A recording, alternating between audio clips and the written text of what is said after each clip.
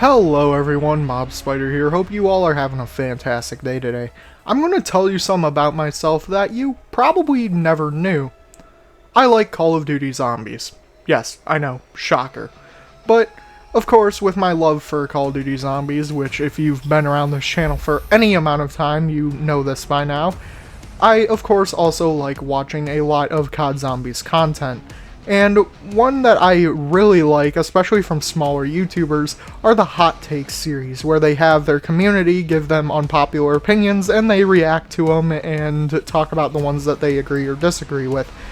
But, at the same time, I never see these YouTubers making videos about their own personal hot takes, so that's what I am going to do today. I'm going to go through quite a few hot takes that I have about the series, and I want to hear your guys' thoughts on them.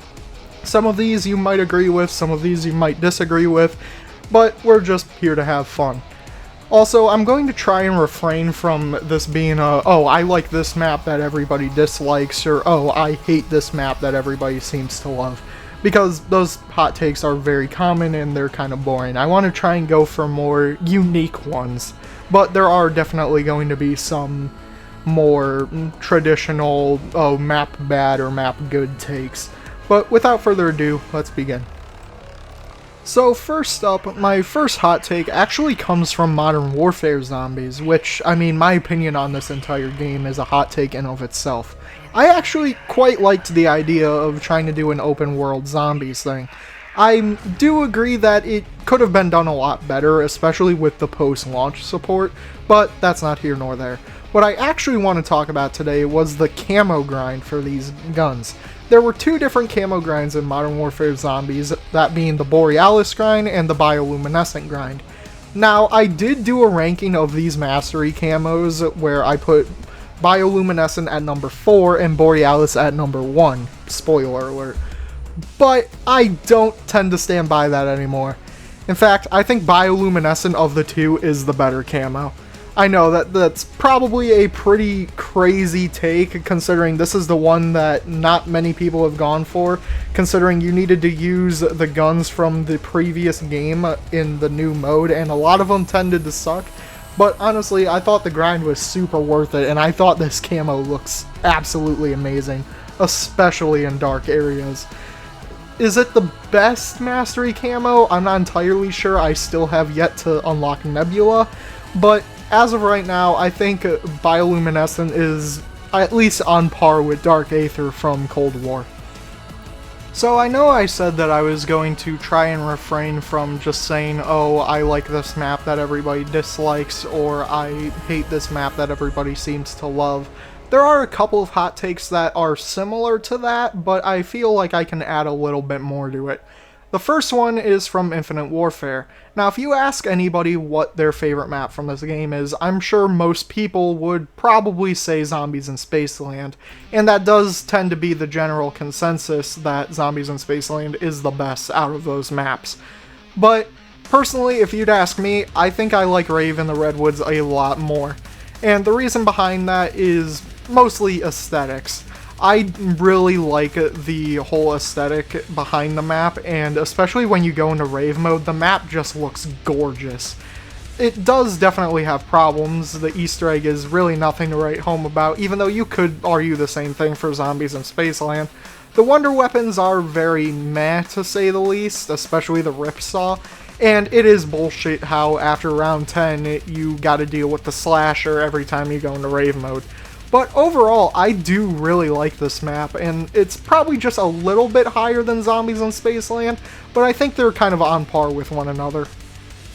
The next one is actually going to be probably the earliest hot take, and it comes from Black Ops 1.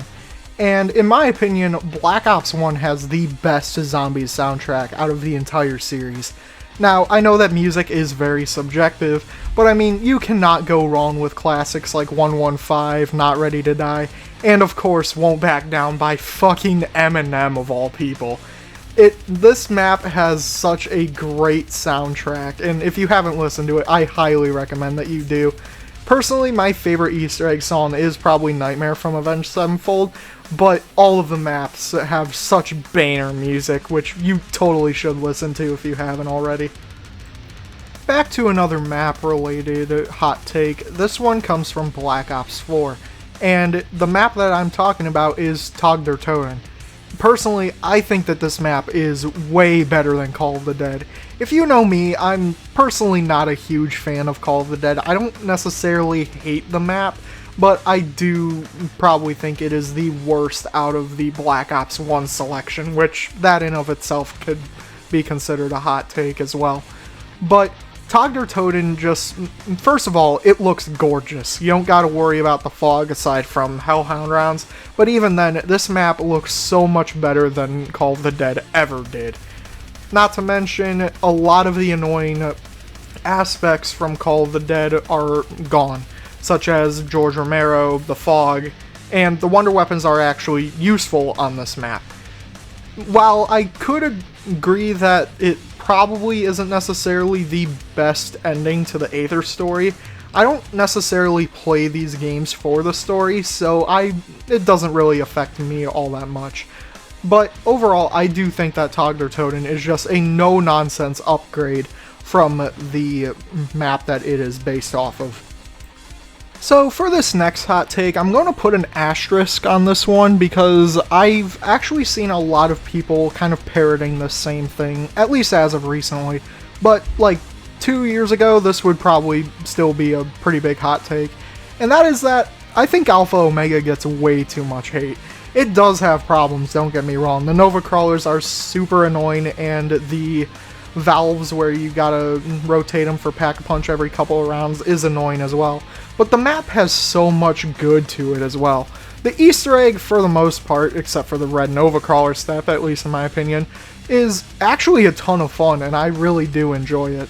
Not to mention, Rushmore is funny, the story itself is really good, and the ray gun variants, god damn, for how easy they are to obtain, they are insanely powerful. Overall, I do think that Alpha Omega is a pretty good map, and even the annoying parts, at least they add some challenge to what would otherwise be a very easy map. Now, I do think that the challenge is very annoying, and I do think that it could have been done better, but overall, I think that there is a lot to enjoy about this map. My next hot take comes from the most recent game, that being Black Ops 6. And the map I'm going to be referring to is Citadel de Mort. Now, I don't usually do too many Easter eggs. I've been trying to do them, but I just haven't really gotten around to most of them. But as of right now, Citadel de Mort is a top 5 Easter egg for me. The steps are not annoying in the slightest, except for arguably the blood trap one, but once you understand how it works, it is very easy. And all the other steps are actually really fun and interesting. And I do think that this map is very good, especially the boss fight as well. I had a lot of fun with it. And speaking of boss fights, that leads to our next hot take. And that hot take is that the Outbreak boss fight in Cold War, I think, is terrible. Now, I do understand that a lot of people love this boss fight, but I've just never understood it. First of all, it takes like 3 or 4 hours to set up, whereas in opposed to like a round-based map, it only takes a couple, like maybe an hour or an hour and a half to set up. So if you fail it, it's not that big of a deal because, yeah, you did waste an hour, but it's not that long in the grand scheme of things. But for me personally, I've had to do this boss fight like 20 plus times, and each time it took me like 3 or 4 hours. Not to mention that the steps for the Easter eggs suck, but that's not here nor there. We're talking about the boss fight. The boss fight is nothing more than a bunch of zombies attacking you, where you need to divert your attention to a singular enemy, and you have a time limit. Now, I personally don't really care for a lot of the zombies boss fights, because it seems like the boss is never really the main threat. The main threat is just the zombies that are attacking you. And me personally, I just think that should be the other way around. I really do think that for a zombies boss fight, the boss itself should be a main threat, not the fuck ton of zombies that are going to be attacking you while you're trying to defeat the boss. Now, there aren't too many bosses like this. The only other ones that I could think of off the top of my head that act this way are the Firebase Z boss and the Forsaken boss, but even then, those guys are more threatening than the Outbreak boss, at least if it wasn't for the time limit. The time limit kind of makes this boss fight a little bit more tricky, but overall, I do not like this boss fight in the slightest. If you see something in this boss fight that I don't, please let me know, because I've tried this boss so many times, and I fucking hate it. The next hot take is actually going to be from Black Ops 6, or more so just the game as a whole, not really a specific map. But personally, I think that this game has the best map selection aside from Black Ops 3. Black Ops 3, of course, can't really be topped, but I think this is a pretty close second, and honestly, since this game is still in its life cycle, it could genuinely be better. At least that would be the case if it wasn't for Zombies Chronicles, which, honestly, I highly doubt Zombies Chronicles 2 will ever happen. But overall, I do really think that Black Ops 6, especially the zombies, is going very strong. And no, I'm not just saying this to sound like I'm sucking off Activision, I am being genuinely serious.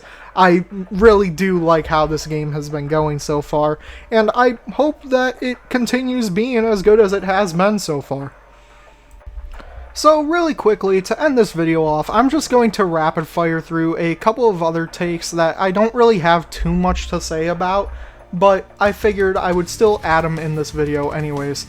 The first one being that I actually do really like the whole calling card system that Zombies have done, where you do certain challenges and get calling cards for it. This has made it so that I've played these games in ways I've never thought to play before, and I actually really like this system, and I hope that it continues, because going for calling cards is actually pretty fun, I'm not gonna lie. Next up, for a couple of perk hot takes, I'm not really a huge fan of Mule Kick, to be all serious. It does have some use in Cold War, but other than that, I just don't really think that it's that good of a perk. I just never really see myself getting it, unless if I get it through like a perkaholic or a random perk or something. But you'll never see me going out of my way to get this perk. And, I mean, if you do like this perk, then God bless, but I'm just not a fan. But I do really like Vulturade, and I am super happy that it returned in Citadel de Mor. It is my favorite perk, maybe second only to Widow's Wine, kind of depends on the day you ask me. But I am so happy to see Vulturade return, because it is a very overpowered perk, and if Custom Zombies taught me anything, it's that if that perk was on anything except Buried, it would be super overpowered and need to be toned down. It would probably be the only perk ever that would need to be nerfed. Another hot take I have is another one about Modern Warfare Zombies, and there seems to be a huge debate between Modern Warfare Zombies and Outbreak, because that is the closest thing to Modern Warfare Zombies that has been done before. But personally, I think Modern Warfare Zombies is just a better version of Outbreak, all things considered. It just seems more fleshed out, and in my opinion, it's more enjoyable. But I could understand arguments for the other way around, but just personally, I prefer Modern Warfare Zombies over Outbreak.